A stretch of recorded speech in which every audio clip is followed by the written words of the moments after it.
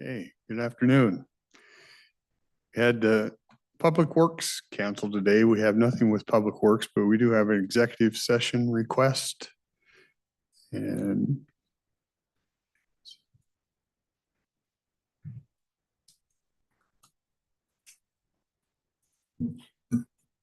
Jessica Warren, Human Resources. I'm requesting an executive session for collective bargaining for 20 minutes.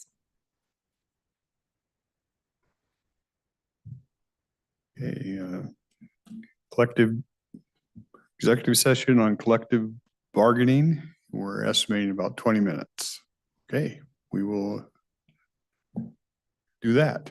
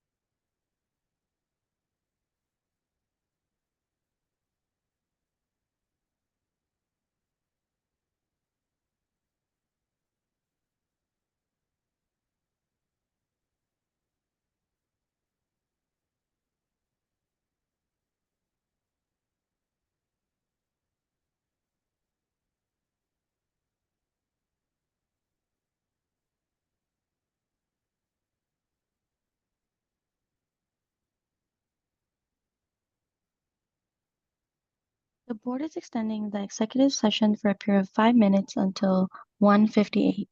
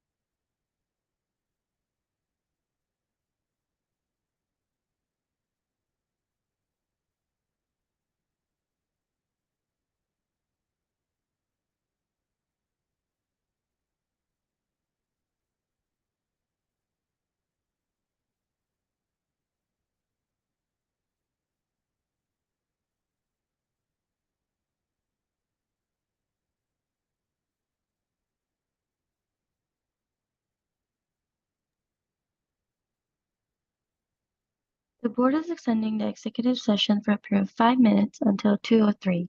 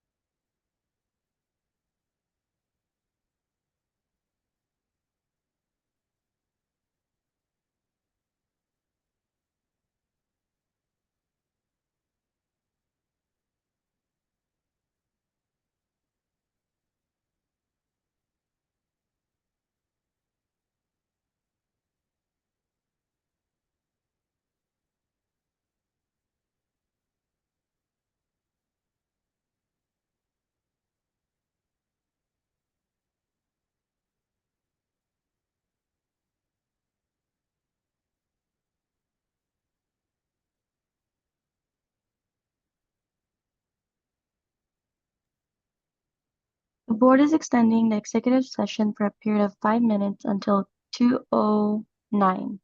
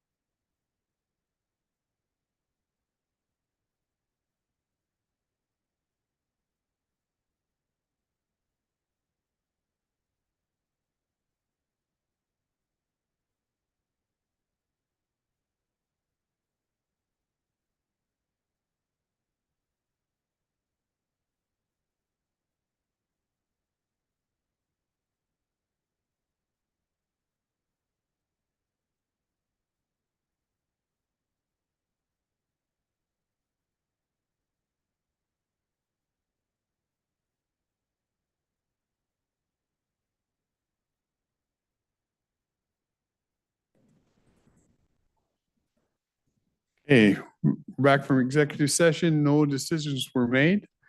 We'll just recess till 2:30 when we start up with Habitat and the veterans.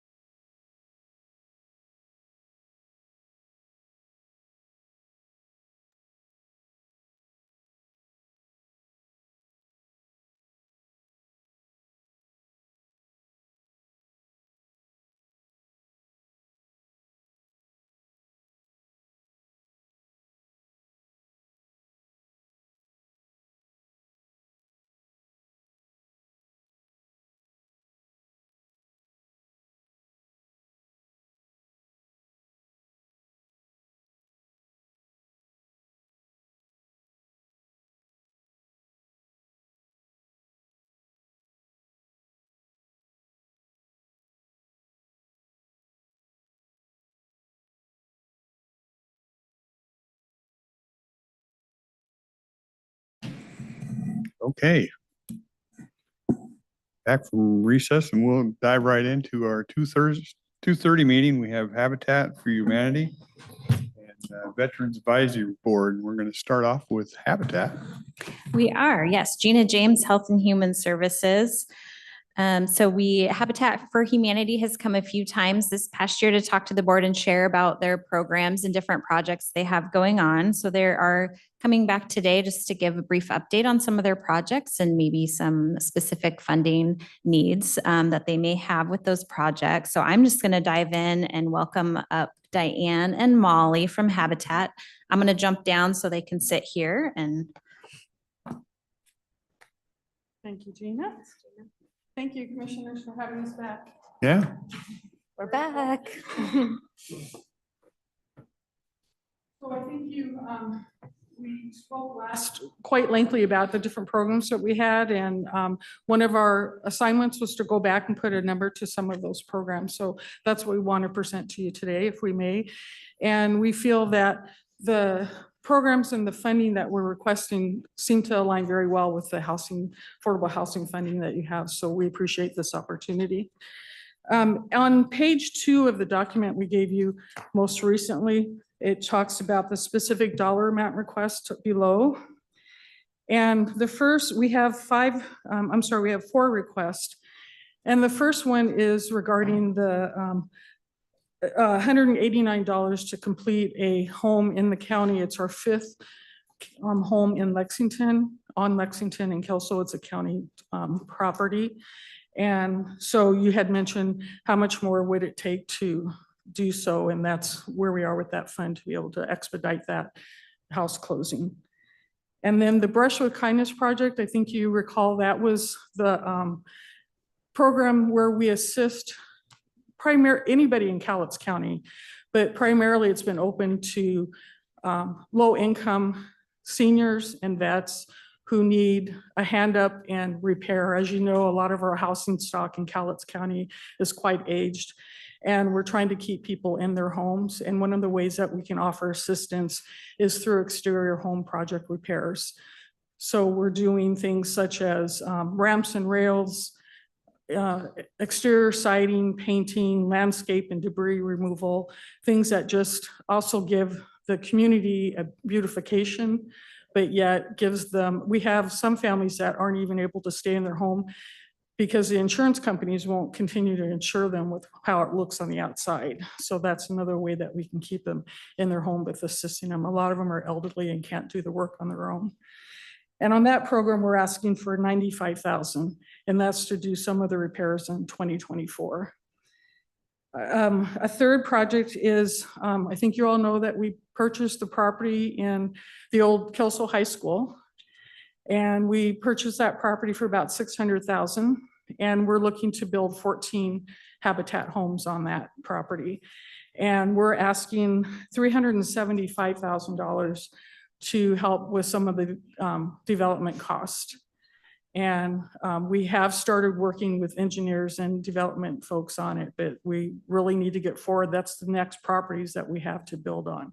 So it's kind of an urgent emergency, if you will. And as you know, the housing crisis continues before us, and we need to get affordable housing in Cowlitz County. And the last is a one-time request.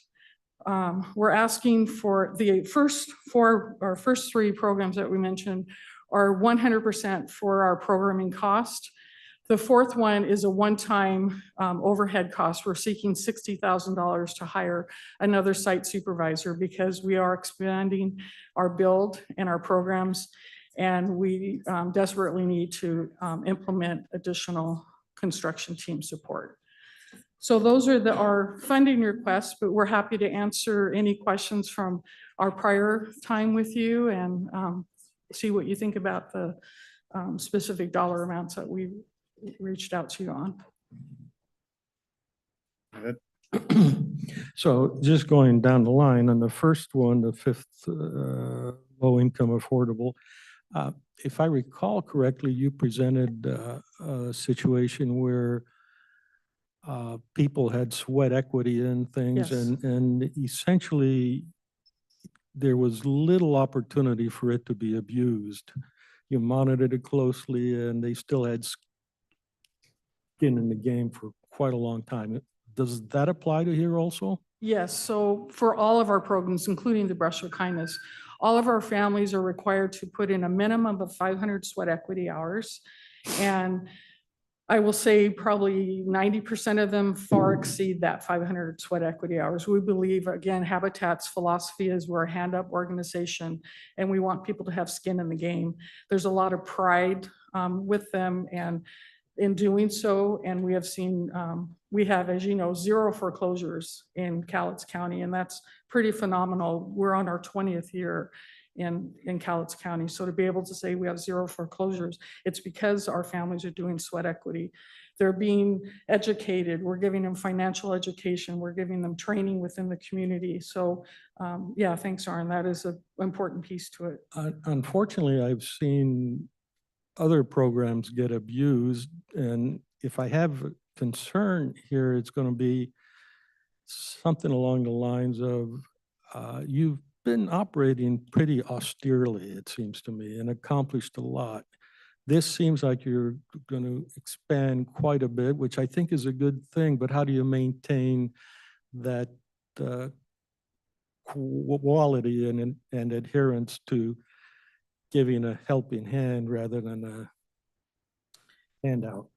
I would say primarily because that's who we are. That's our philosophy. I think we've built 20 years of trust and respect in the community. We have a team of paid staff and volunteers who are invested in educating and supporting our families, and that will just continue to grow. We have some folks who led that family select, we call it family selection, the family support committee.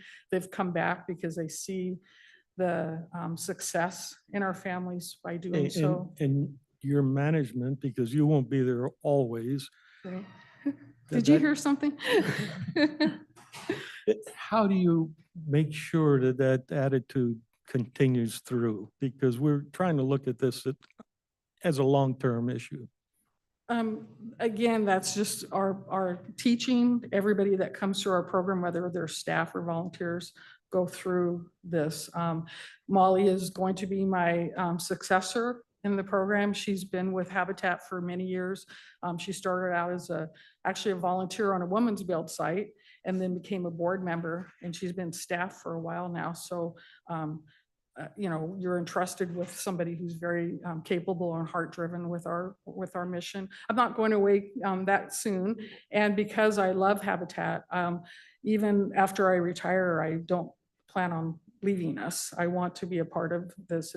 I started in 2004, and my plan was to be here 1 year, and here 20 years later, it's really a hard program to let go of. We love our community that we serve. I know about those things. I could ask forever, so let me Okay. step aside Yeah, for a moment. Good to see you again, Diane. Good to see you too. Just so that folks know, my wife used to serve on the board at Habitat for Humanity, so I'm very much familiar with that whole program. The process of ownership happens at occupancy. They've completed their sweat equity. Do they have continuing payments to make to Habitat, or is your role done once things settle down? No, great question.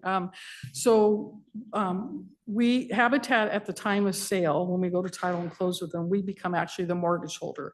We do not give homes away, so our families become the homeowners and actually pay a mortgage payment. That we charge no more than 30% of their income for a Habitat home, and that's including the principal and the escrow payments. So their terms will be anywhere from 15 years to 35 years, depending again on their income, size of family, and we sell the home to them at whatever it costs us to build. And if there's anything, whatever is exceeding that as far as an appraisal on the home, that goes into what we call a silent second, and they do not pay on that as long as they're current on the first payment, on the first note. So it's an incentive for our families to be timely on payments, because there is consequences for, we charge a late fee, pretty minimal, but still we want to teach them to be good stewards of of the home and the gift of the community.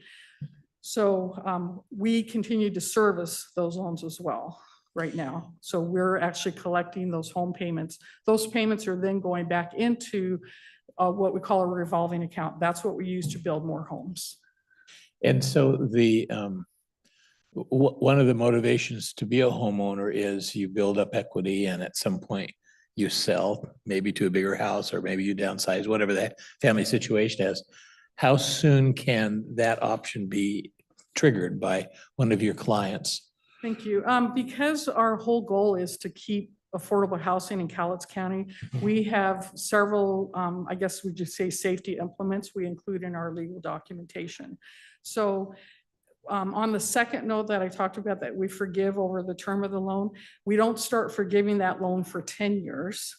Okay. So automatically that second note will have to be paid back to Habitat if they should leave before then.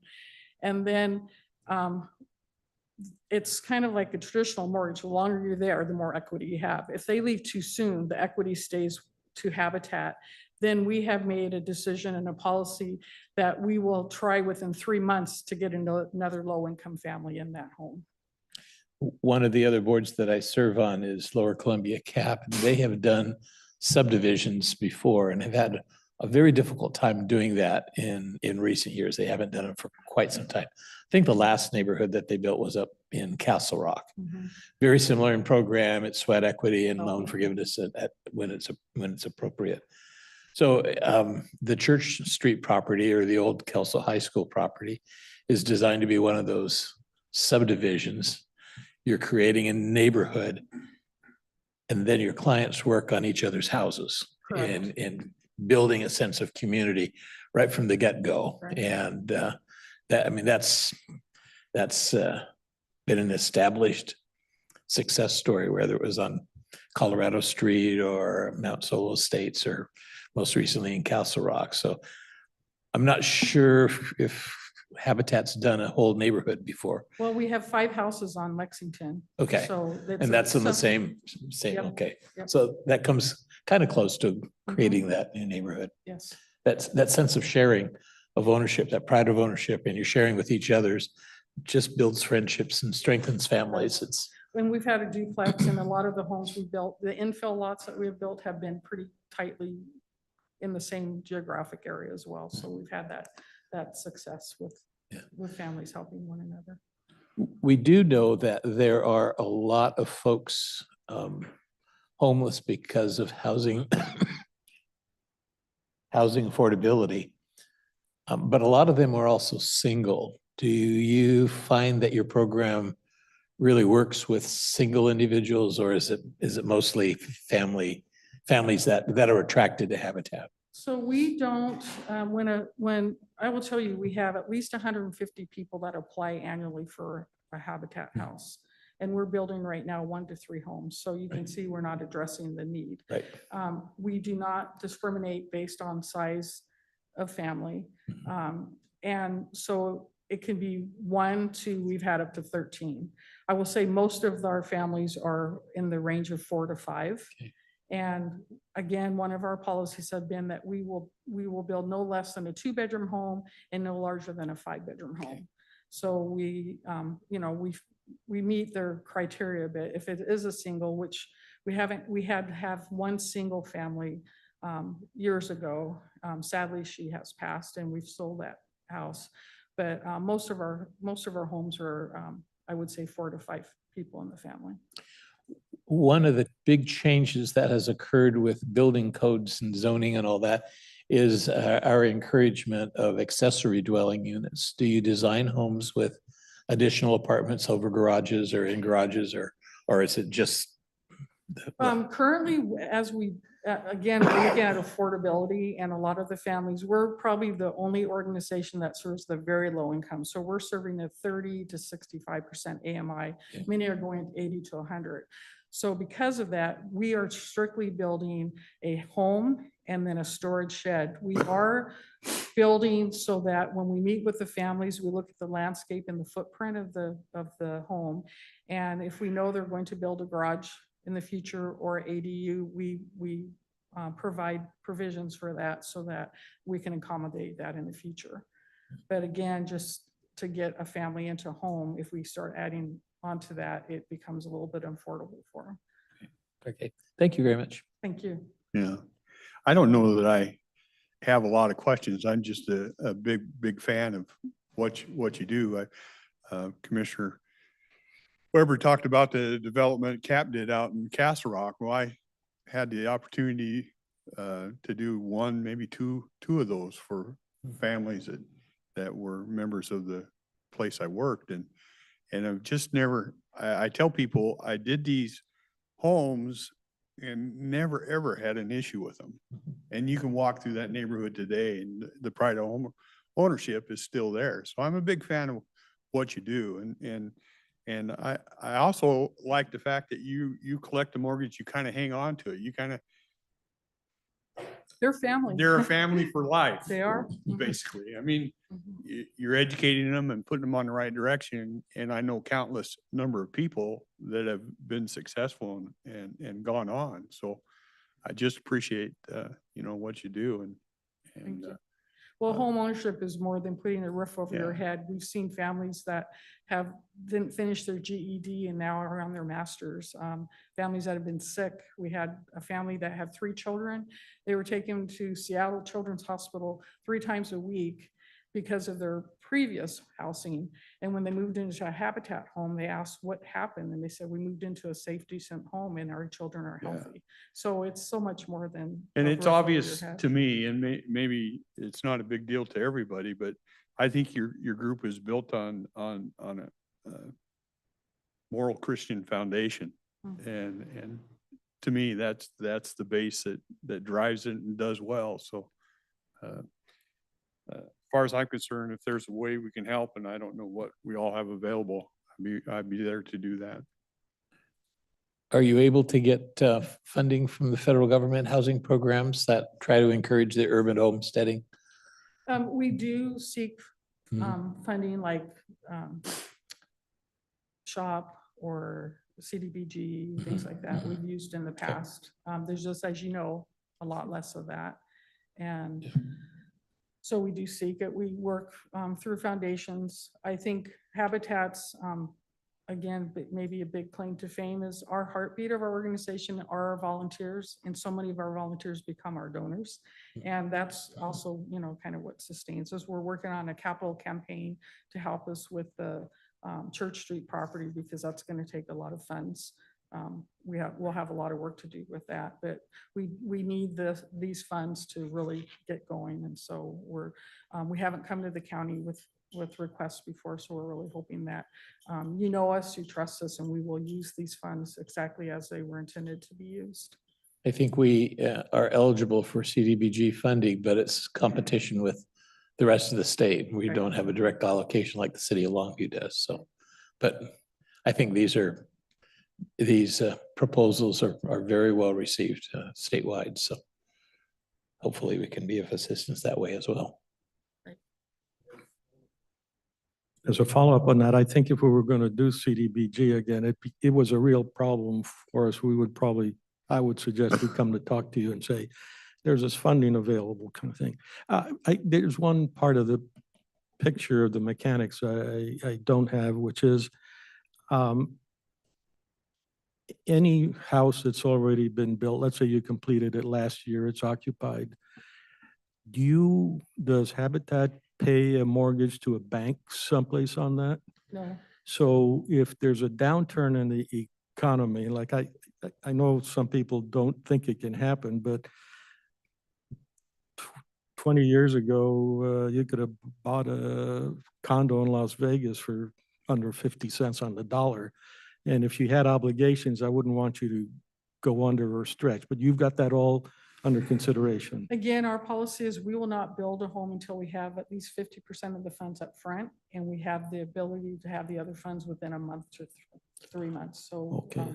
that's a big part of our success. So you build all these homes debt-free. Yes. That's actually pretty important for Outstanding. stability.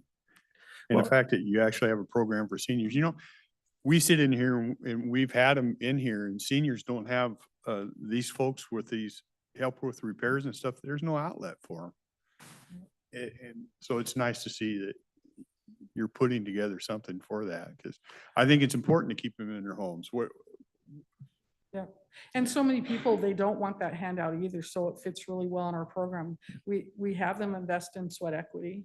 It may be, if they're in a wheelchair, they're not gonna come out and nail with us, but they bring out lemonade to the workers, or they bring out the trash bags, or they welcome folks. So there's something for everybody to do to feel pride in whatever they're doing to keep their home or to build a home. I could tease you a little bit about that. You mean the fellow in a wheelchair can't handle a nail gun? No, well, I'll tell, the reason why I said that is he was quadriplegic, so he couldn't use any of his hands or feet, but he was there.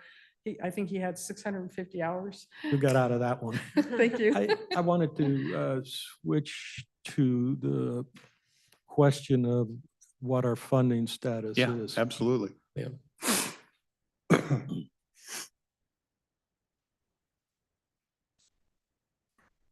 And I would maybe be looking at a couple different funding sources. Document recording fees may be one. We've also accrued some more of the 1406 Affordable and Supportive Housing Fund. So that's another source. I think we have about 400,000 to 500,000 that's built up in that fund.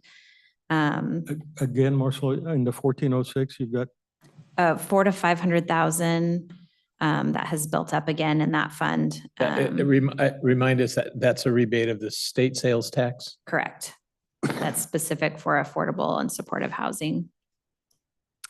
And then we could also take a look at our state contract as well to see if there's any opportunity there, but I would probably be looking primarily at document recording fees and the 1406 funds. The CDBG doesn't, we're not eligible? We could look at applying through CDBG. They're taking applications sort of on an open basis as they have funding. As Commissioner Mortensen mentioned, we've kind of run into hiccups in the past with doing some types of rehab projects and things like that with CDBG. Well, rehab projects, yes, that's been a real Yeah, environmental impact statements on trailers didn't strike a good chord with us. yeah. But they're talking mostly new builds, so. Yeah, we could look into that as a potential too. As you mentioned, it's a competitive process across the state. I might also, touch base with them about if any of their projects have certain timelines and things like that, because that would probably be more of a lengthy process. And then the doc recording fees, how much do we have accumulated? So, let me see. I brought it somewhere.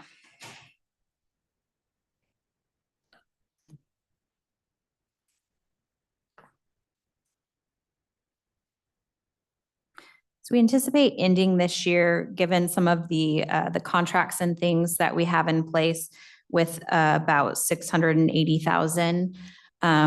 But saying that, we are using some of our state contract funding towards some of the contracts we have in here. So I anticipate that number to change a little bit because of that. So in your best estimate, how much is really available that we could allocate instantly? I would probably comfortably say about 600,000. Okay.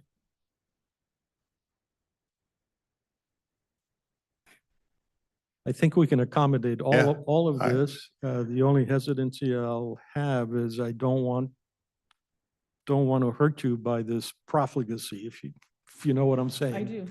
I Yeah. appreciate that, but you I will think not we be- all kind of expressed that before. I don't want to ruin you. I want you to keep doing what you're doing, and us to stay out of your hair, just help you get done what you do. Okay. So I'll continue to work with Habitat, and we'll continue to work with legal too and figure out what funding source might be most appropriate, and figure out what our next steps are. Perfect. So may I ask for clarification, does that mean that you are funding us with something? If, Okay. yeah, Okay. yes. All right. Thank you so much. Thank you.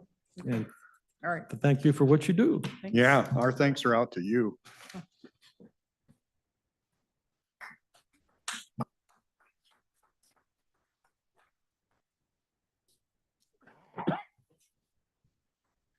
Thanks, Gina. Yes, thank you. Since I'm here, I'll just keep going. Oh, you just keep going? Okay. I'll just keep going. So we also have on the agenda today, the Veterans Advisory Board is coming to share. They've been working on, the Veterans Relief Fund has a set of policies and procedures that sort of guides the operation of the program and the assistance that's given to eligible veterans. So the advisory board has been going through the policies and procedures and have made some recommendations to changes. Historically, HHS can make some changes to these policies and procedures internally. And with sort of going through kind of each section of these, there's a lot of changes being proposed. So we just wanted to take an opportunity to connect with the board on what the changes are and go from there. So what I gave you in your handout is both a red line version of the full policies and procedures, so you can see the written changes there. There's also sort of a summary of the changes that just highlights the section and what the change is. So there is some language changes throughout, just slightly. I'll go through it kind of broadly. So there's an update to a section in the general information that is sort of shifts a case management requirement to a financial management class requirement. There's a threshold set as well for assistance that's been asked for. So if someone has requested through multiple applications a certain amount of assistance, then we might talk to that individual about requiring a financial management class. It previously was a case management requirement, and with not always knowing if someone can get into case management or do case management, we felt like a financial management class might be more appropriate. We added an option under proof of veteran status to include a driver's license with a veteran designation. We're starting to see more of that.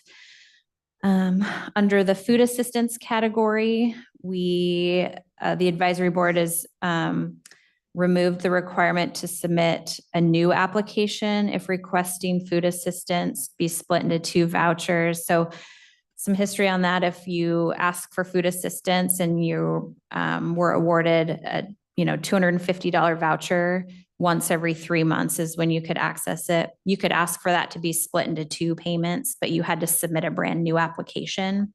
And so this eliminates that piece of it. And then the advisory board is also suggesting to increase the limits.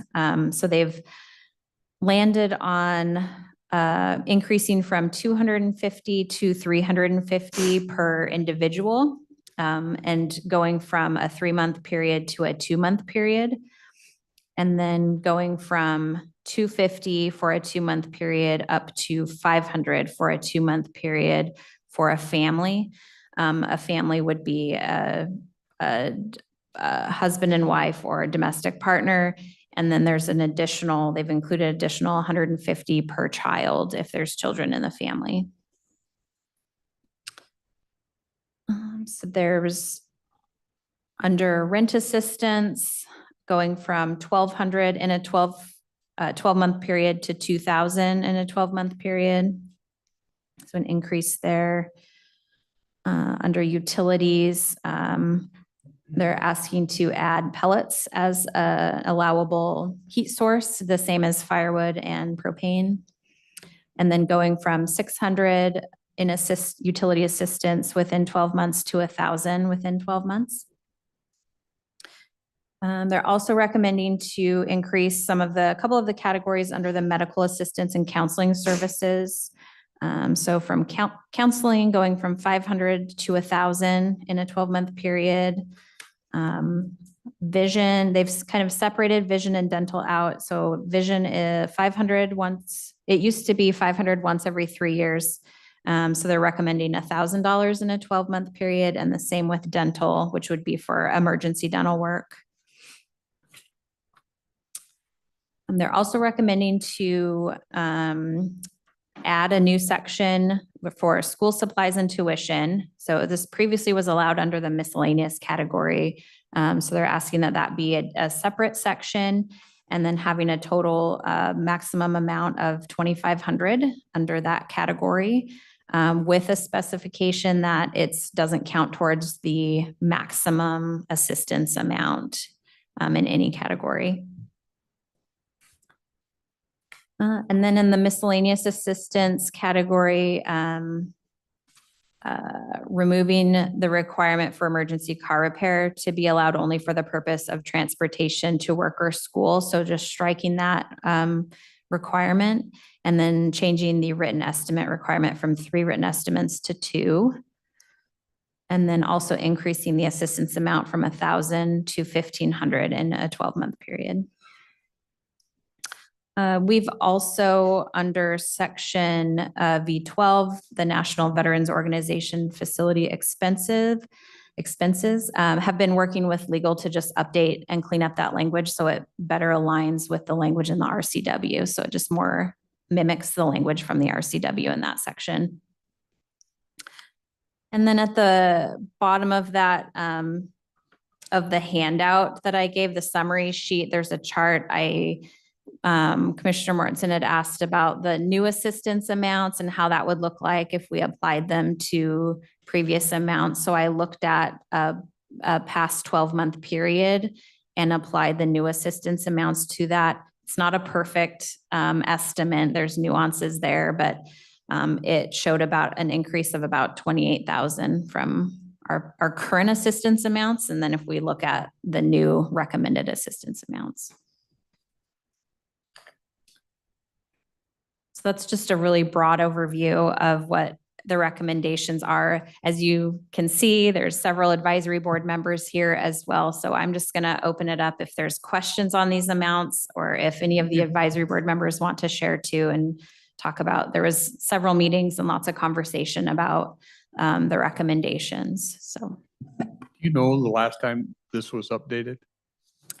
so there are updates. It was last year. The assistance amounts were updated last year and the year before. And I believe, I think the last update, it was sort of a 3 or 5% across the categories, if I remember right. So this Just time. trying to look at like applying a figure to inflation or something like that. Correct. Yeah. Yeah. And these ones are some of, I sit in on a couple meetings. It sounds like some of these were talking about people's experience that these were actually costing more or different things. Yeah, I think a lot of it was based on what people are seeing, you know, when veterans Go come out and in, utilize. and are working with the veterans who are requesting the assistance. Well, I appreciate the effort to review and to update the amounts allowable. This is a fund that is a little bit unusual in that it seems to have a pretty healthy balance. So raising the allowable amounts is very appropriate. The question that I had is whether or not we are reaching the need. And I don't know what the numbers are. Are we talking about 100 individuals getting this assistance, or 500 individuals, or 1,500? I don't know what the population numbers are. And then I also don't know, are there gaps? Are there folks that we are able to reach? So that probably best left up to the committee members that are Yeah. involved in that. To me, that's an area where I disagree completely. This is intended to be a relief fund. It's intended to be what I would call the safety net. It's not intended to be a convenience net. And I've been very much impressed in how to date the relief fund has been managed and allocated. And I'm much happier bringing the allocations up rather than going out and saying, by the way, do you know you can get extra money if you do this? I don't think that's a good thing to do. But it's been a Spartan allocation in the past, so these increases make good sense to me. I do have a question, and verification is pretty difficult thing. And for example, when you say plus an additional $150 per child, there's a lot of trust involved in there, I think. And for that, I am glad to leave that in the hands of the board and in your hands to make sure it's not abused. I'd hate to see us become a total bureaucracy trying to check to the nth degree, but I do like the driver's license check, although it's got to be an ID also. Somebody may not have a driver's license because they're 103 years old. There's a story behind that, but that's that's different.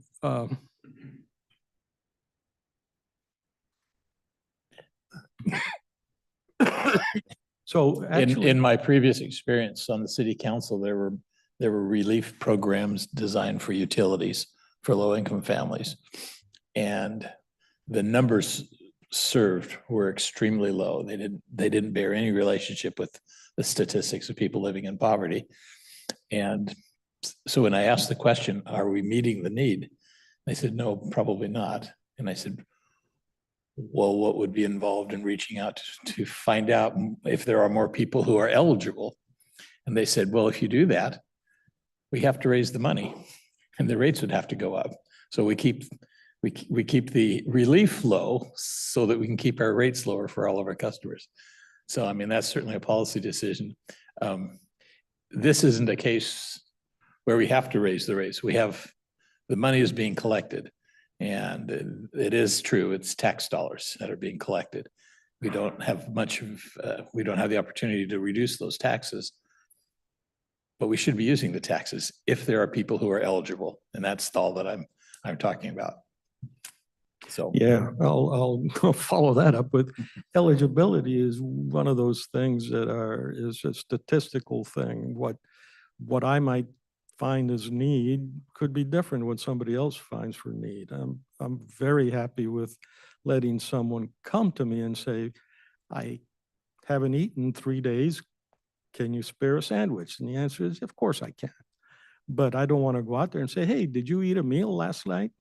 If not, I got a sandwich for you. That's a different thing. Yeah, I can kind of, it's labeled emergency relief fund, so I kind of see that. I think there's other needs for vets. We heard Habitat today. I think there's a need for vets and housing and stuff like that. I don't think this is probably a fund that works for that because it's set up different, but there's certainly other needs out there. Yeah. But I Yeah, don't think you're seeing any objection to raising Yeah, your awards, right? right. Yeah. Okay. There is a need that I've heard very strongly from your good friend Free Guy about transportation for certainly to the VA hospital or transportation to a doctor's appointment when some people don't drive, can't drive, that kind of thing. If there's anything we can do there, that would be something I'd want to look at. It's a strange thing because no matter what you do, if you end up with a bureaucracy, the bureaucracy gets the chunk of the money. Like I remember many, many, many years ago now, well, okay, maybe 6 years ago, 7, I calculated that the transit district here we have in Longview, it cost the taxpayer $10 per passenger mile.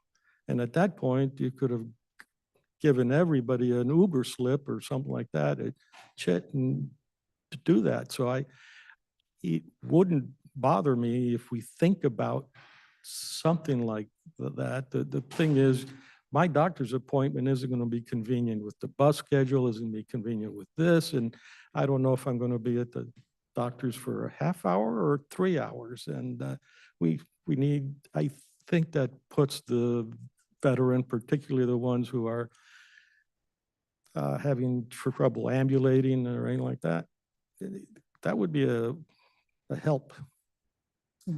Where the veterans, is the nearest veterans down in Vancouver? No, well, Is that correct? Nearest hospital. Yeah.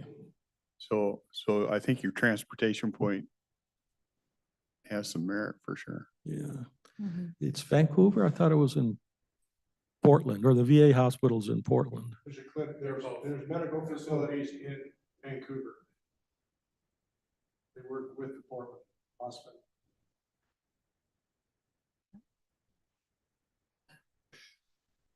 So Okay. you're Okay. hearing Yeah.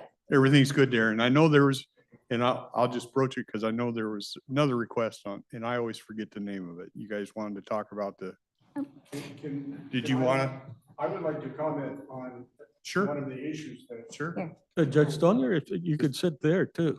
Well, I didn't know if I was welcome to sit here. You're always You're always welcome. welcome. I spent my high school career in the corner. You can see You know, who's in the corner here. And we'll get to the stand down because it's an important issue. The issue that was raised in terms of, are we meeting the need out there? In the last 2 weeks, I've had 2 clients that come in for other reasons, seeking a disability application to the VA or something like that. And through our conversation, I find out that in one instance, the individual's making $1,600 a month and living off of it. You know, over 65, barely surviving. This last week, it was $1,367. He didn't know that he could get food help through the Veterans Relief Fund. So the answer is we don't know how many veterans out there could be benefited from knowing that this fund exists. Is it an emergency? Are they on the street laying in a corner starving to death? Not yet. They're not there yet, but they are not eating well. They're not probably meeting their nutritional requirements because they are living on $1,367 a month. One of the advantages, and I mentioned the stand down, is getting the word out there. Getting the word out there that the fund exists. If you have an emergency and you don't know that you can get help, how do you find out that you can get help? Because you're in the middle of the emergency. I mean, you know, we have veterans that come into the office. Well, I'll make it singular at this point. One veteran who comes in with paperwork. It might be a letter from the PUD. And we read it to him because he doesn't have the ability to read it himself. There's an awful lot of veterans who just don't know where they can go to get help. And I think that's one of the missions that we all should be involved in terms of, here we are. Now, if this proposal to up the amounts doesn't change the basic qualification. You still have to be at a poverty level and be screened at that level before you're entitled to these amounts. And the $28,000 figure that I heard is not going to significantly deplete that fund, but it may allow veterans and veterans' spouses and veterans' children to live a little bit better. And, you know, food, utilities, heat in the house, that's pretty much an emergency. You know, somebody who's lived in their youth that didn't have heat in the house, it makes a difference. And what is an emergency? I mean, we can, you know, to me, If a child is hungry, if a spouse is hungry, if a veteran's hungry, or not getting the correct nutrition, that's an emergency. A lot of the categories, the vehicles, we had it tied into transportation for school and employment, and realizing that there's an awful lot of veterans that need their cars repaired to go to the doctor. And that's why we recommended that, but we tried to make the categories more humane and addressed the needs that we are seeing walk into the office. So we are in support of this. We feel it's a good step. We understand that should that fund be overly taxed, we have to review the standards. I mean, there was a time historically when that fund got extremely depleted, and they came up with, they had to really ratchet down the numbers. But at this point, it's a fund that is available. I was curious when people started talking about the tax. It is a tax. It is a tax. And I looked at my tax statement, and I think mine is $6 a year. So, you know, it's if I can give $6 or $60 to help veterans, I'm willing to do that. And I understand that, but I think generally speaking, the taxpayers would agree with that. Sure. So we hope you will consider these.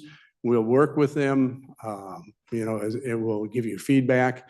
I want to let you know that the Veterans Advisory Board has gone from our quarterly meetings.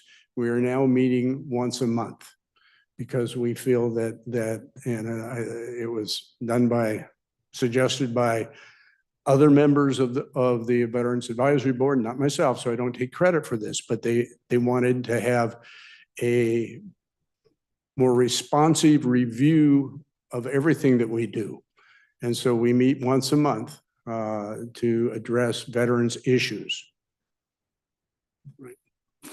So I'd like to yield the comment floor. on that. I'll answer any questions. Yes, sir. Yeah, in the county, there are umpteen welfare programs that address the issues you mentioned. There are no programs there that say vets need not apply. All right. I Yes. really like to keep, you know, if you want to tell them to go someplace there, that obviously that's okay. I really think it's problematic if you start to conflate the Veterans Relief Fund with, or compete with the other funds out there. If the veterans have a special need, and this is a way where the public very strongly says, we want to support our vets. Implicit in that, of course, is the board's judgment, because there are as many good vets as bad vets, I'm sure. So we don't want to turn this into another welfare program that competes. Well, At least I don't. please understand that as we administer the Veterans Relief Fund, we try to triage a situation. And if there are, and try to be aware of any other programs that the veteran might be able to take advantage of before the relief fund or in addition to the relief fund. So we try to triage that. Those of us who have worked in the business with dealing with veterans in need, there are an awful lot of PTSD issues and other issues out there that are special to the veterans. And I think that's one of the reasons why the state legislature decided to create this fund, is that veterans are in a special category. It's an emergency fund, and we don't look at it as welfare. But in addition to that, when they come in the door and they say, I need food, we're going to sit down and talk to them about whatever disabilities they might have, how they can maybe apply to the VA and get a monthly stipend for their disability, how they can go to WorkSource and sit down with the people at WorkSource and see what jobs are available and that sort of thing. We'd like to be a long-term solution. You know, we've used the phrase a few times, you know, the saying, you know, you can give a man a fish and he'll eat for a day, or you can teach him to fish and he can eat for a lifetime. And that's a little bit of our philosophy in this. How can we, well, it's quite a bit of our philosophy. And how do we get people out of this situation where they need to come in and ask for help, but meeting their immediate need if their car isn't working, or they're about to have their utilities shut off, or they're about to have their rent, them being evicted. We have to meet that need if they're going to be able to survive and get into these other programs. So that's our philosophy, but we're not looking at it as welfare. And do we have people that are a few people who come very frequently under this program? Yes, we do. Do we have some people that apologize for being there one time to ask for something? Yes, we do. But we don't accept them. We don't want them to apologize. We want to help them.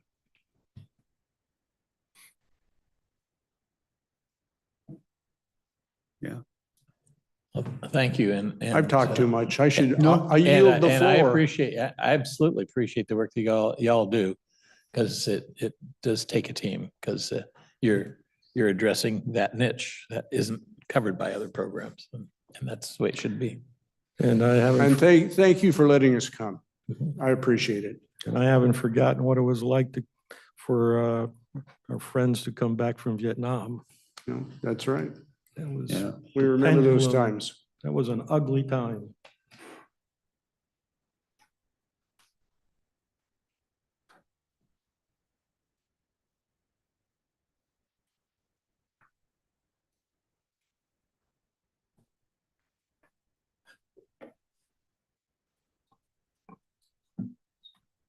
Good afternoon, commissioners. Again, thanks for having us. And I'm a Air Force veteran myself.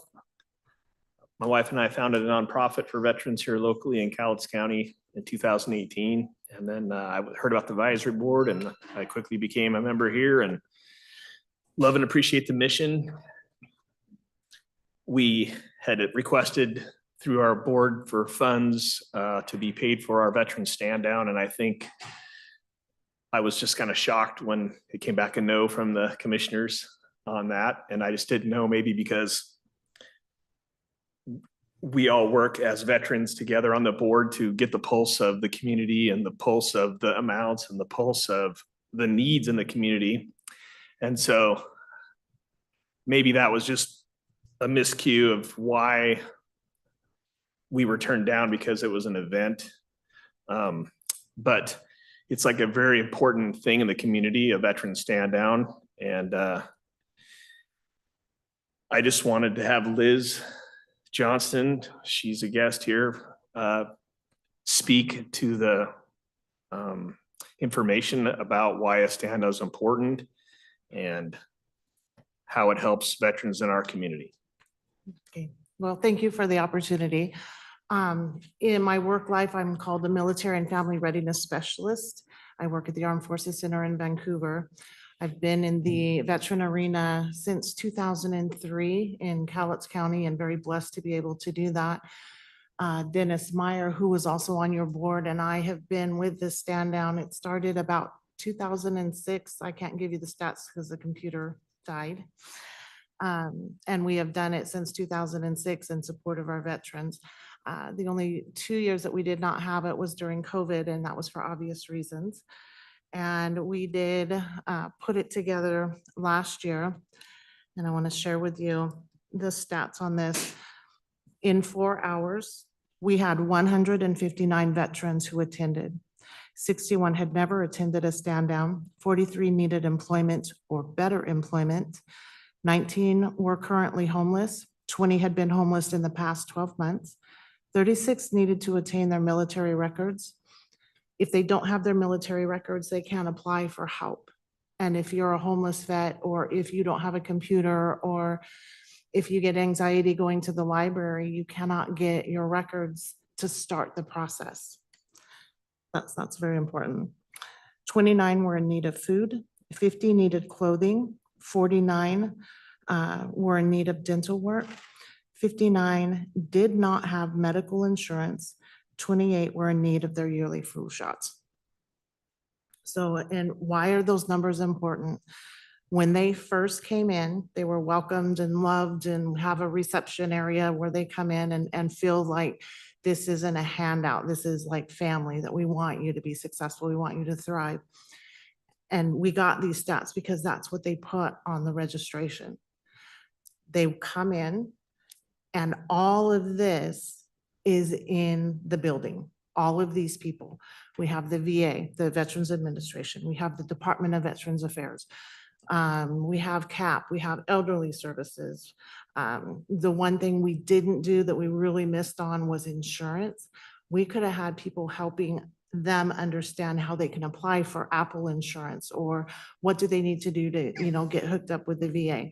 So this year that our after action states that we will have that done.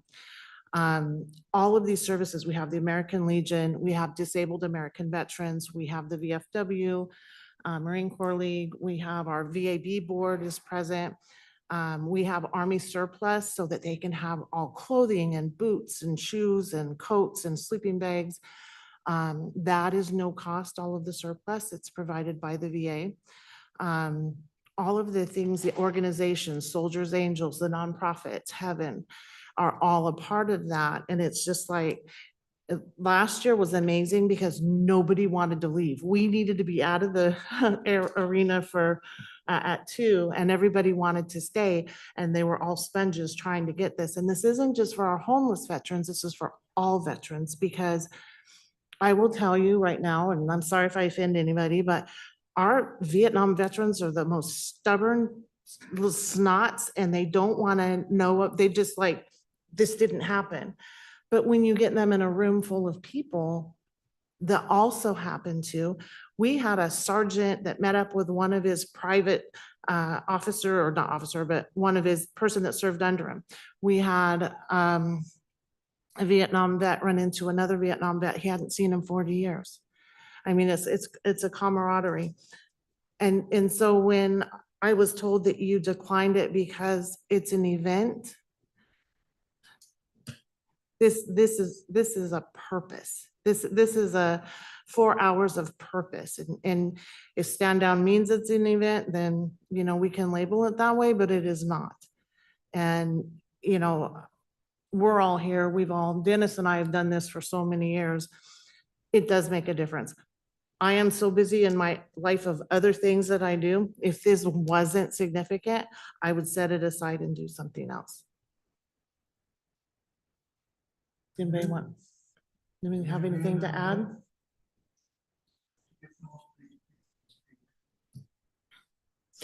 Yeah, in regards to the fund too, and Judge Stone here, he said it very well earlier too about the need for, getting the word out there to help with the VAB board and the fund, helping veterans, having them show up, and the VAB has a booth there, and we can definitely share our mission and share our information that we have to help them. And our nonprofit definitely steps in with different things, talking with Arn, with maybe there are people out there that double dip.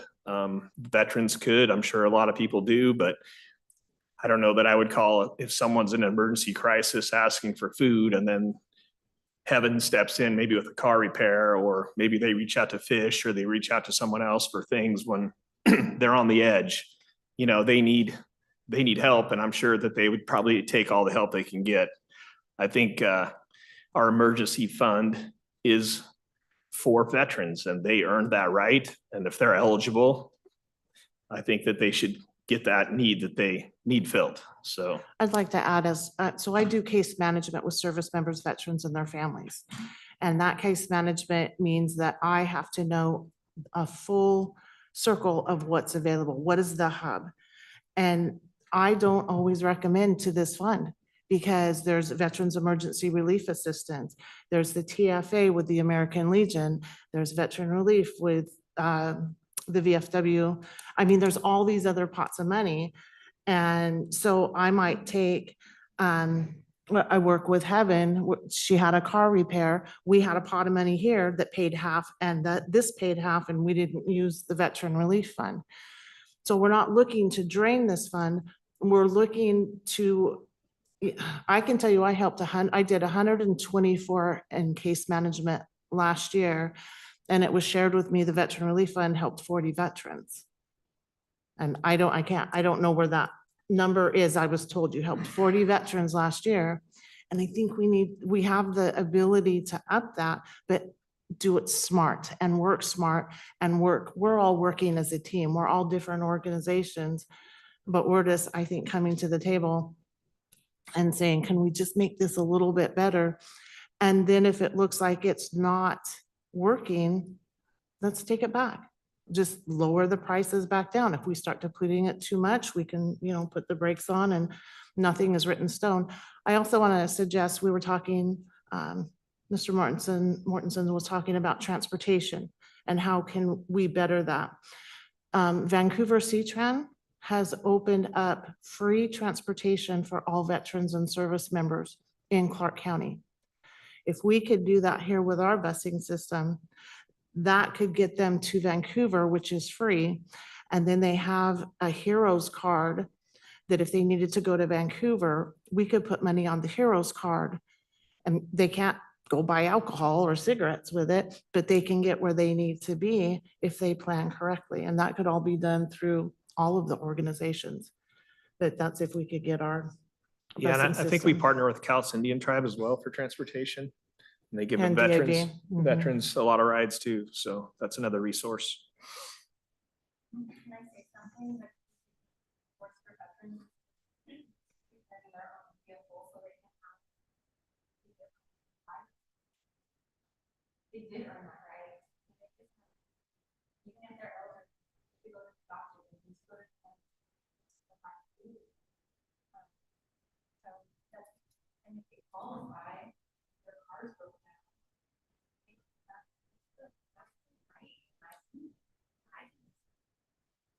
I love those who did.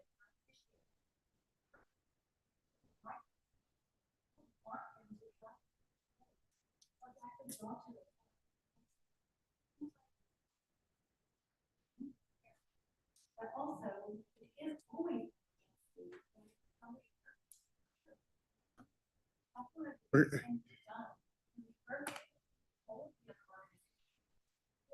It'd be best if you come up to the mic if you got quite a bit, so it gets recorded.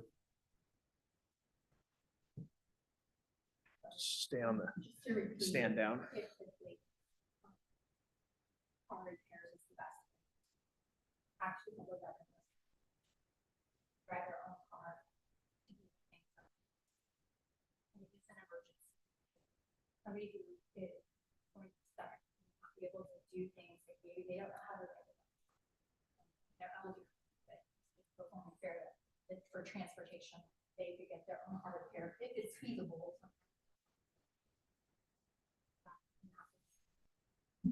See, a thing we seldom appreciate is that I don't think I can present this argument in a way that you'll accept it, but it's not important to give someone a car. Or fix their car. It's important to have transportation available for the individual. And there is a substantial distinction in there. And there are a lot of people who may not be able to drive or may not be able to afford the hellacious price of gasoline now. And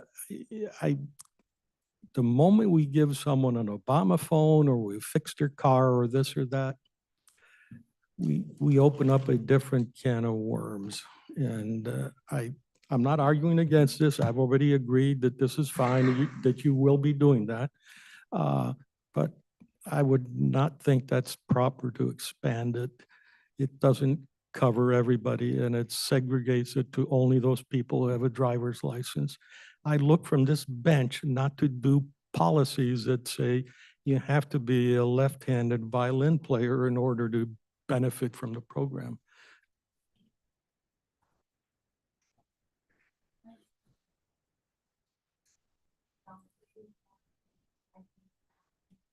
We're not talking about him. We're talking about somebody who served the country and wants to be able to drive to the school. They have a valid driver's license. If you don't have a valid driver's license, what your status is. And so we want to help the veterans who can't fly. We want to help the veterans who can. We want to help them however we can to provide the best life that they can. The best that they deserve. And it's fun and then it should.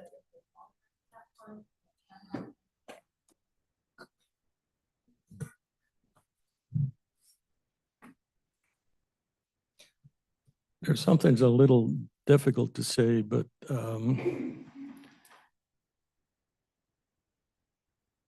just about everybody I know that has worked in this world of the United States. There were people during World War II who were in the factories. They were serving their country by doing that. And it goes on and on. On the other hand, I know that some folks that served in Vietnam didn't really do so honorably. They would take a few days to go to Da Nang, and the rest of the time they spent in Tokyo or in Subic Bay so they could collect combat pay for those 3 days. You really are addressing a fairly narrow group of people, I think. Just because you're a veteran doesn't confer upon you a special privilege. We all make choices. We all have to suffer the consequences of it. This program is specifically a relief fund, and I've supported it.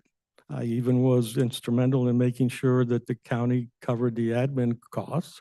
So I'm not against this thing, but I'm thinking we have to argue things from a very sound fundamental. It is the law of economics, among other things, that if you subsidize something, you will actually grow it. And I'm afraid that I don't want to tell someone, well, we'll help you because you can't do it. I could go on examples of where we tell different people in different classes that they're not up to succeeding and they need our help. I don't want to do any of that. And you're doing a pretty good job as it is right now. Anecdotes are all over the place. They don't mean a whole bunch to me. Oh, by the way, I think on the table is a request for a thing called a stand down, right? May I address that? Sure. Thank you. Thank you. Good afternoon, gentlemen. My name is Dan Halverson. I hear a lot of things today about charity and a theory about helping people and taking advantage of things. What we forget sometimes is this is a relief fund that is established by law to help veterans. I don't know if anyone in here has been able to see veterans in a after their combat situation with no legs, no arms, no eyes. It's horrific, but it's the debt that they pay for us, and it's the cost of freedom. So to say that if someone might get $150 more of food that they don't deserve, quote unquote, is wrongheaded. I believe that's wrongheaded on its just molecular level. We should be here to say yes to the veterans. Obviously, we have a fiduciary duty with the fund to not overextend it, but that is completely controlled by us and our actions. So getting to the stand down. The stand down is not an event.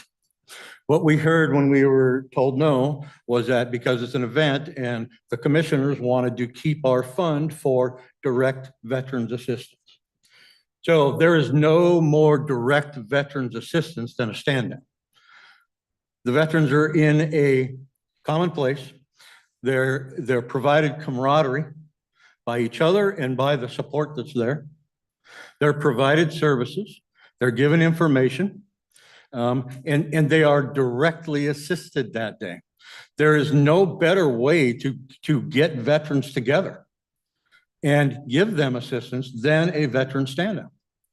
We've been asked to consider at the board level other options for funding other agencies for helping veterans in ways that is clearly undefined at this point. But one thing we have in front of us is the veteran stand-up that clearly benefits veterans directly. I don't think anyone can argue that.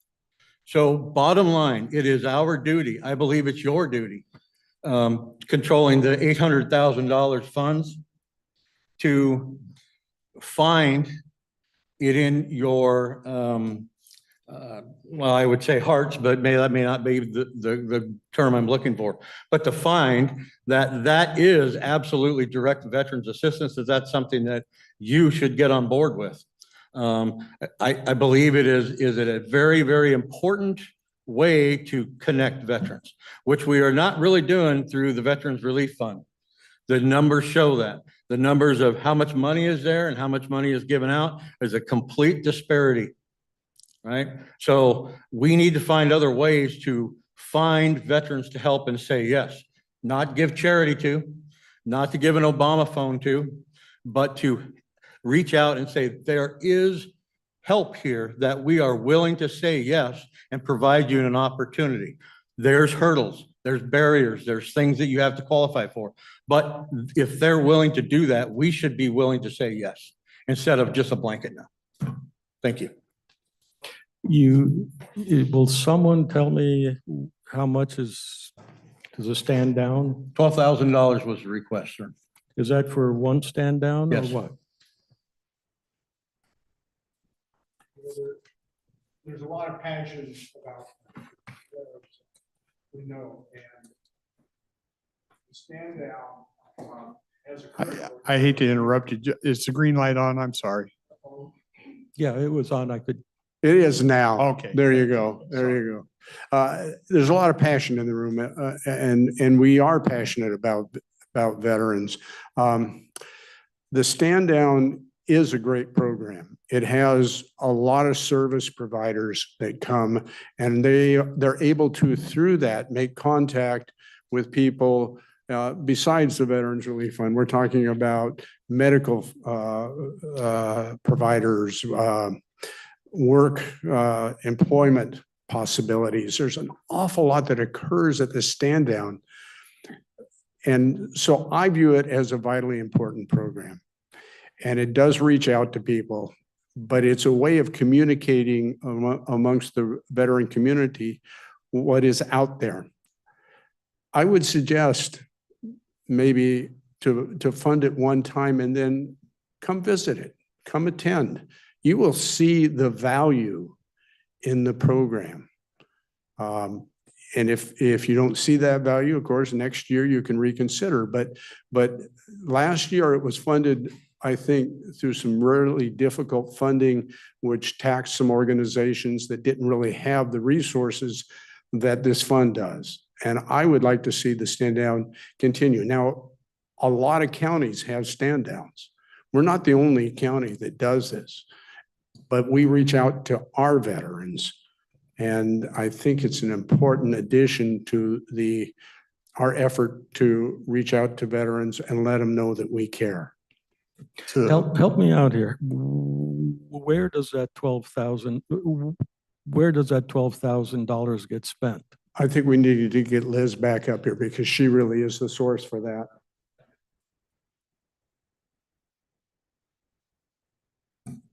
I'm going to have to take leave of this meeting. I've got a 4 o'clock public transportation board meeting I've got to go to. So I thank you. Hopefully we can work out a an arrangement for some help. Say something real quick. Are you in After favor of trust- it? Yeah, you gotta go. But you're not gonna get a vote today.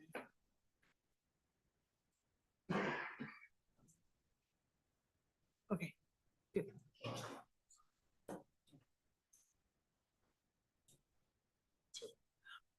I have an, I think. Go ahead, Nancy. So historically, the stand down was going to be a 501c3. And during the process, the board had dissolved and made some decisions, and then some other people came in and they were umbrellaed under the Veteran of Foreign Wars Auxiliary 501c3. And then when that started to dissolve, I was the vice president and we had hosted the stand down.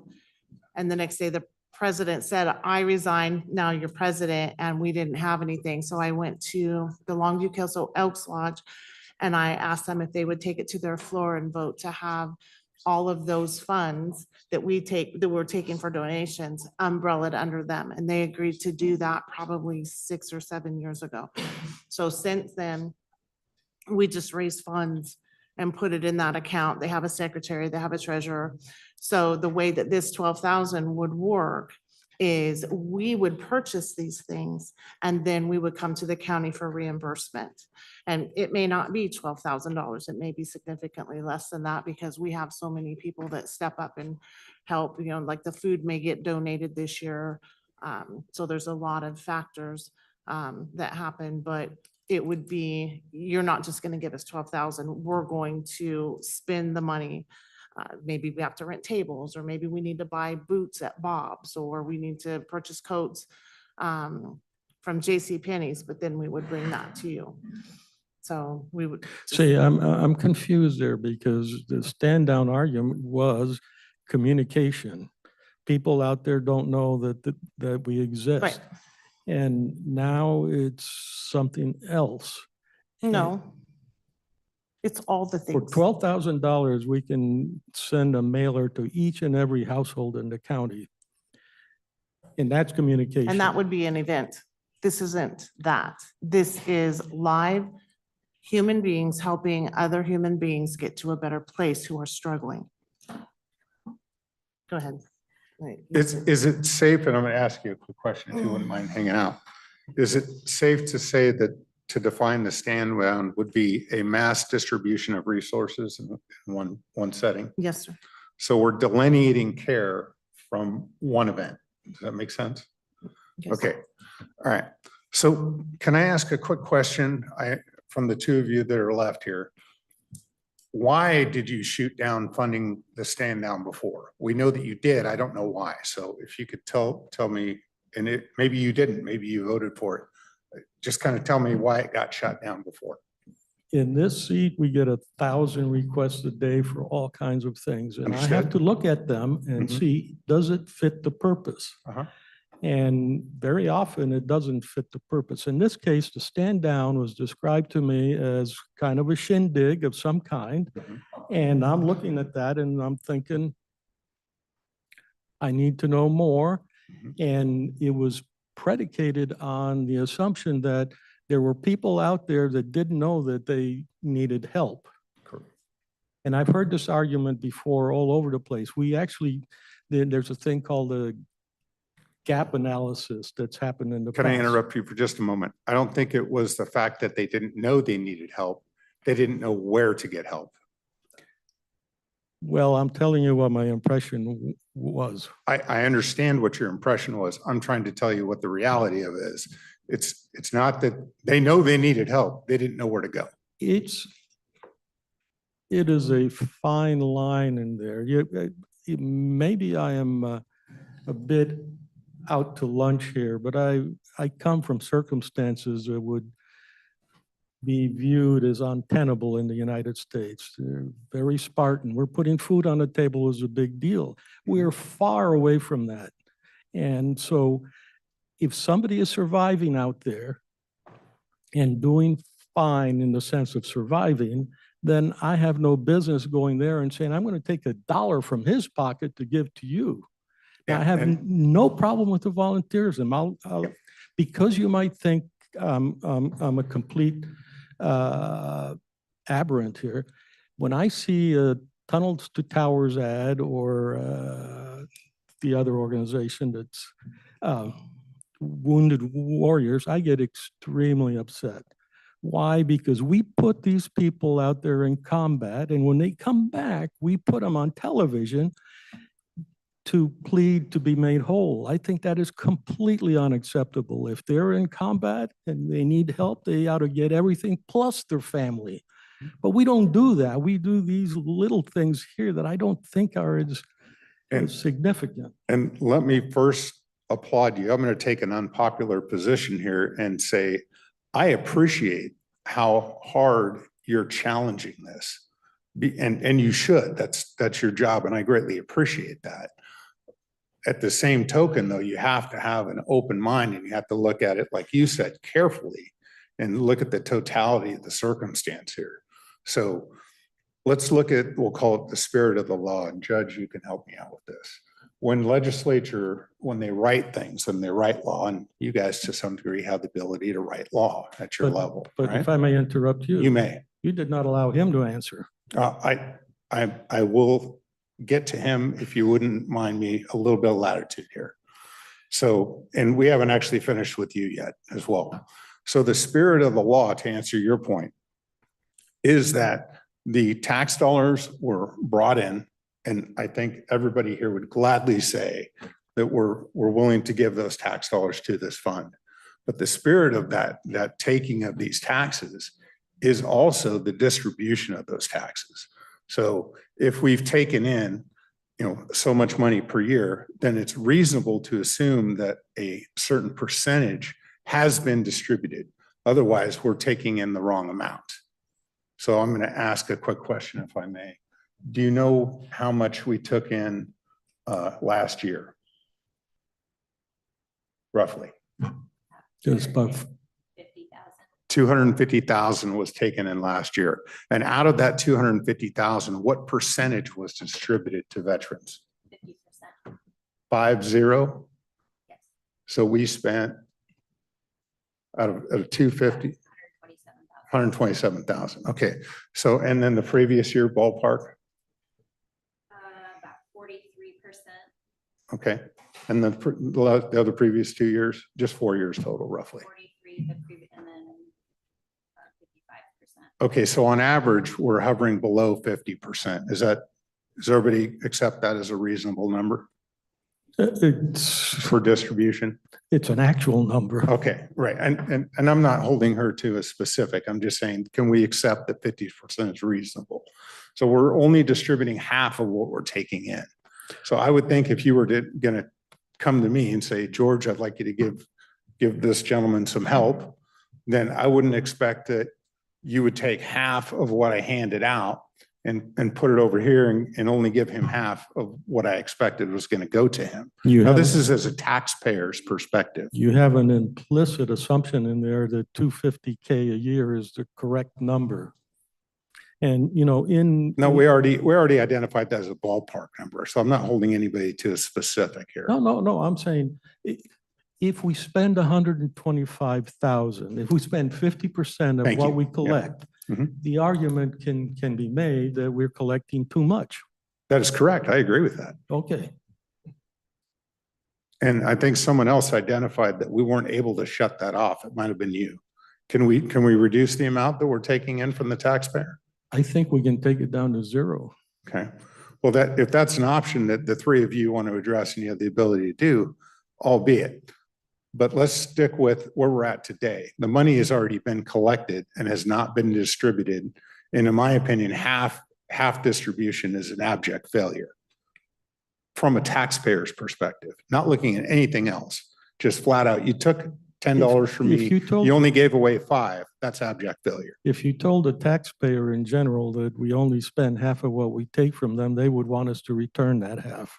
Agreed. And thus, but what I'm saying is, if there's no pathway for returning the taxpayer's dollar, you better spend it the way you said you were going to. You were here when you saw us dealing with Habitat for Humanity? I was. Right. But I will be honest with you, sir. I was not paying attention. I was reading the entire policy manual for the Veterans Relief Fund. What I said at the end was we were happy to help, but we didn't want the money to spoil them. What I've seen here is that we had no issues until the accumulation began to grow. And now all of a sudden, everybody is saying something's not working right. as opposed to saying, we're taking care of our vets out there. But Well, I think as a whole, everybody in this room is working their butt off to take care of veterans. And from a private standpoint, Heaven does a phenomenal job. I don't know if you've looked into what they do, but it's very impressive. But what's happening that I've personally seen with Heaven is they are filling in the role that the taxpayer is already paid for. In other words, you're using Heaven dollars, which is they're going out and getting donations from people like me and others in the community to pay for things that the Veterans Relief Fund is already documented as should be providing. So that's a problem, right? yeah, I don't remember the legal arguments, but there's a problem there. Yeah, you have private organizations basically subsidizing taxes that were already taken and not spent. Oh, That's again abject failure. Lord, no. Do you disagree with that? Of course, you can't say by taking the money, I'm subsidizing something. The thing, I think. You've already taken it, sir. I think it was Antonin Scalia that said the transformation of charity into, I'm trying to remember his words, into entitlements has produced donors with no heart and recipients with no gratitude. I mean, all of this should be in the private sector, except what I discussed about wounded wards and so forth. If we're hurt on the job, we should be made whole. I don't disagree with what you're saying. All I'm saying is that if your position is to reduce the fund, then go for it. But that's not why we're here today. What we're here today is to address the funds that were taken. We're spending half of what's coming in, and those funds need to be put toward the veterans who need it. And then on the table right now is where are we at with the stand down and funding that? So I still don't know if did you thumbs down the funding of the stand down before? And if so, specifically why? I answered you. Then my apologies, I didn't understand you. Please repeat yourself. My interpretation of the stand down was that it's not in the normal allocation and supervision. It's somebody walking in and maybe, and you're going to try to convince him that he needs your help. He would not have attended the stand down if he didn't need help. Walking through the door means I need help. I've been to some other things that I thought were equivalent, and I may be in error, but okay. When I'm told that I'm going to have all these service providers there, I'm thinking all of them are making a buck off the public, so they ought to get themselves there and be the service providers. In 1965, LBJ started the Great Society, and the government has spent on average $227,000 a year on a fictitious family of Like I said, sir, you and I would probably agree on a multitude of things, but in the interest of time, if we could stay focused specifically on why you feel that this doesn't meet the spirit of the law or the spirit of the fund, of which again, I've read that book at least 3 times, and I can't see a single argument in that document that would say this does not meet exactly what we're looking for. So please, use specifics. You have access to the same book I do. Tell me why this does not meet the requirements. I've answered you. If my interpretation of the stand down is that it was to get more people to let them know that their service is available. And that's how it was sold to me. Okay, understood. So she ran through a list of exactly who was helped, how they were helped by attending that stand down. Was any of that unclear? And did any of the exact examples that she gave not compart with the spirit of the law or the current policy manual on distribution from Cowlitz County? I don't know where that $12,000 goes. I don't know who gets it, what happens to it. Have you ever run your own business? Let's move on. The answer is yes, but that's, okay. So with that, it's safe to say that anytime you have a business or a government organization or anything that has a budget, there's a certain percentage that's going to be lost that's acceptable. You try and account for every single dollar, but it's not going to happen. You're going to have some acceptable losses, right? Let's move on. This is nonsense at this point. Okay, so I'm just going to take you as a no, and we'll go from there. Mr. Dahl, sorry for that taking as long as it did. You know, coming in and trying to argue with us is probably not the best tack to take here. Yeah. I'll just be honest with you. And I don't ever be real honest. I think back to that meeting and Jean over there, she was trying to explain it to us. And I don't know that it was so much a thumbs down as everybody sitting up here saying, I'm not sure we know enough about this thing, and directed, maybe you ought to take this back and get us more. And I think that's what we're hoping for today, but we're getting into an argument and I'm not sure that's the best, going to produce the best results for you. I'll just be honest with you. How many stand downs do you do? 1 a year. 1 a year? We've been asked And to you've been do- we've doing it asked to since do two. 2006? Minus, And how Okay. many contributors do you have to it? I mean, what's the total cost of it? it can be, well, it was really cheap last year because we didn't have the donations coming in. And it's been difficult with the economy, and a lot of businesses aren't making the money that they made before. A lot of the donations came from churches or a car dealership, and we always would hit it early in January. And those, they were going down because they just don't have the extra money. And then that money, a lot of things were donated. So we hosted it at the Cavalry Church. And that they did not charge us where, you know, we were charged before. We used to have it at the convention center.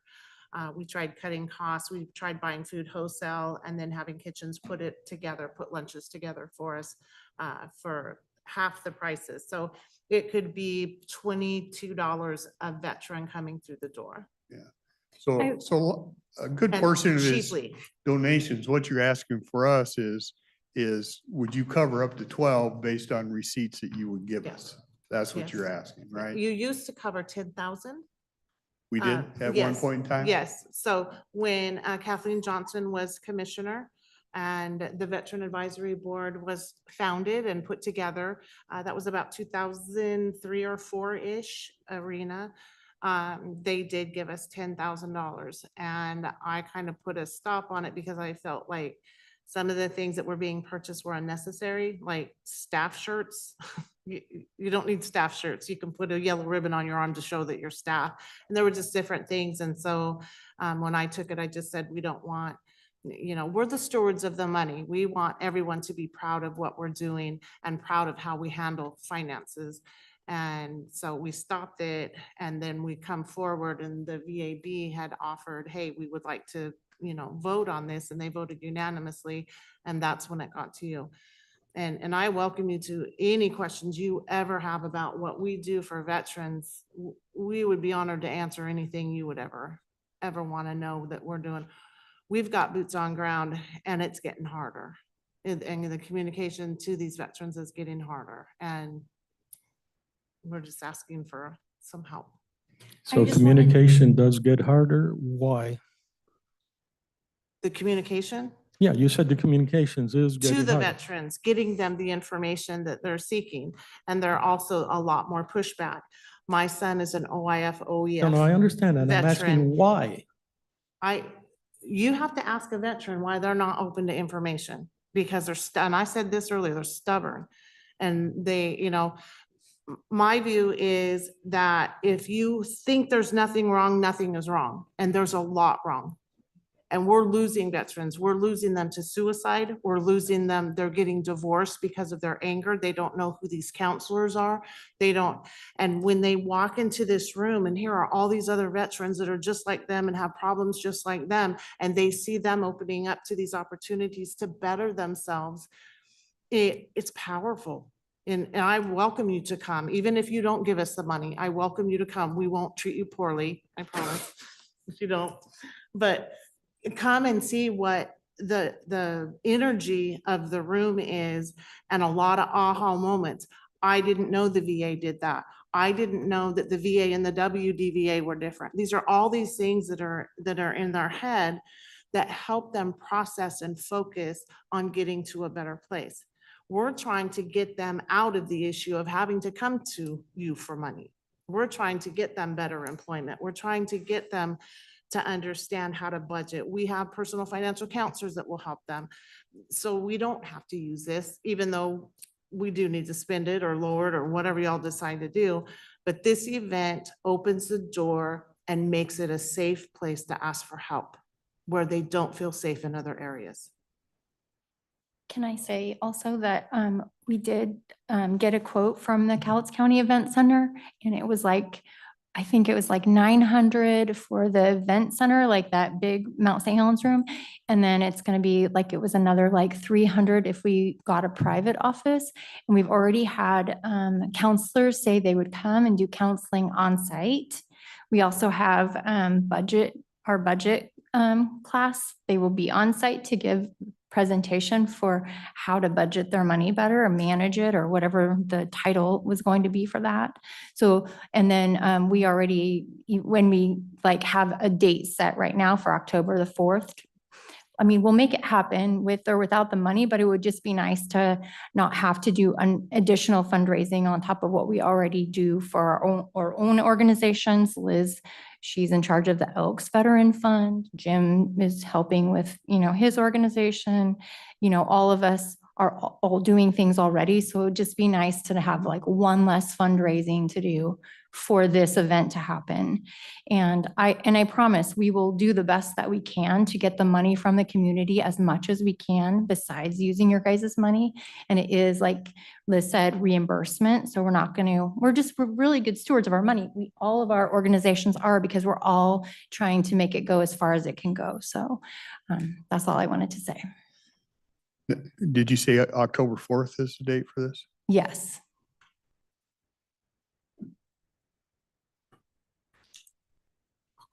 You can have this. So I just would like to address, why do veterans not ask for help? I'm a veteran and I've been in a position to ask for help, and I can tell you why. Pride, honor, feelings of inadequacy, embarrassment for having to ask. There's a lot of reasons. But again, gentlemen, we owe our veterans to be a bigger people and to understand what they are about and to help them. Not say, well, if you were this and you were that, and expect them to be someone who they are not. They have paid the price for our freedom in this country. And whether we agree or disagree with their actions or the policies of our government or Obama phones or anything like that, we still owe them a chance to be successful. Thank you.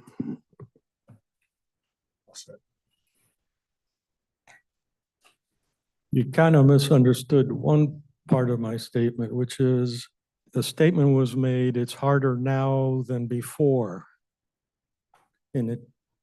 for the veterans to communicate. And I simply asked why, not whether a veteran has a hard time communicating in general, but what has changed. If we don't understand those things, we don't know what problem to address. So I understood your question, sir. Okay. I was addressing generally why veterans don't ask for help.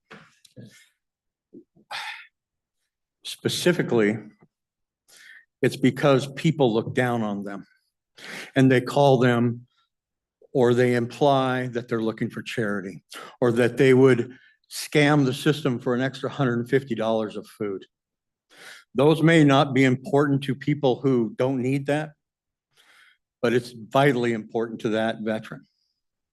And when people who are there, who are supposed to help, who are there overseeing a fund that will and should help by the understanding of all of the taxpayers that put into that, if that person or those people look down their nose because a veteran smells, or he doesn't articulate well, or he doesn't look like someone that you would respect in regular life, that shouldn't matter.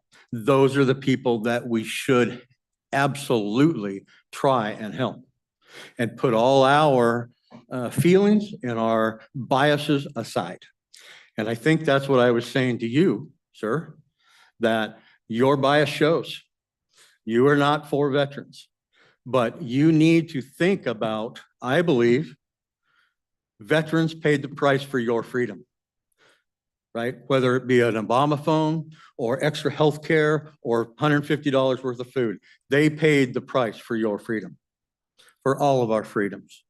And we owe them a debt to say yes and find a way to help and not look down our nose on them. Thank you. Well, I'll defend Arn a little bit there. I've never seen him look down on anybody. He has respect for everyone. He takes very seriously the taxpayer though, and he has a lot of respect for them and wants to make sure it's anything that that we're taking out of your wallet is spent well, but he doesn't look down on people. I've never seen that from Arn, so.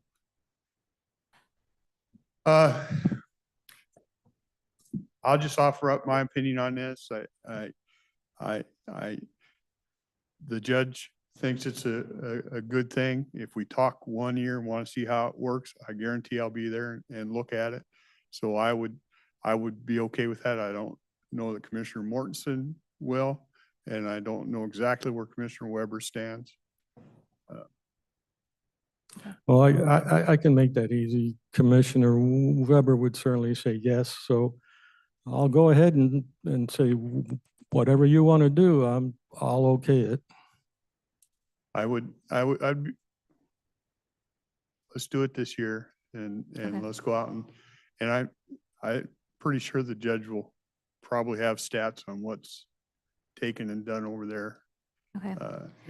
And it would okay. be, you mentioned earlier, it would be a cost reimbursement type of And a cost situation. reimbursement thing, which is, so, and I agree with, and sorry, I'm not great on names. I agree with the lady. You're not buying t-shirts here. You're doing something more substantive. Okay. Okay? Okay. Thank you. Thank you for hearing us, gentlemen. Thank you very much. Thank you for your time. Any other miscellaneous before we get out of here? Okay, we will adjourn.